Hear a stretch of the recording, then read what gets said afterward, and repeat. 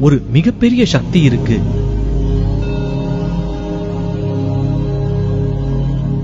நாம எதை அடைய நினைக்கிறோமோ, குறிப்பா கோடீஸ்வரர் ஆகணும்னு நினைச்சா அதை புரிஞ்சுக்கிட்டு அதை நிறைவேற்றி கொடுக்கறது தான் ஆழ்மனசோட வேலையே. அப்போ ஆழ்மனசு எப்படி உங்க கோடீஸ்வர கனவை புரிஞ்சுக்கும்? உங்களுடைய யோசிக்கும் முறையை வச்சுதான் புரிஞ்சுக்கும்.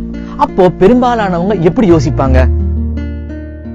இன்னைக்கு வாழ்றதுக்கே வழி இல்லையா கோடீஸ்வரன், அதெல்லாம் கனவுல கூட நினைக்க முடியாது. தப்புங்க, ரொம்ப தப்புங்க. கனவு காணணுங்க. நம்ம அப்துல் கலாம் ஐயாவே சொல்லியிருக்காருல, கனவு காணுங்கன்னு. உங்க கனவும் ஒரு நாள் நிஜமாகும். உங்க கனவை நீங்க எவ்வளவு வலிமையோட யோசிக்கிறீங்களோ, எவ்வளவு தீர்க்கமா நீங்க நம்புறீங்களோ, அதை உங்க ஆழ் மனசு புரிஞ்சுக்கிட்டு உங்களுடைய நிதர்சன வாழ்க்கையிலையும் அதை நிறைவேற்றி கொடுக்கும். சரிங்க, இப்ப நான் விஷயத்துக்கு வரேன். நீங்க கோடீஸ்வரன் ஆகணும்னு முடிவு பண்ணிட்டீங்க.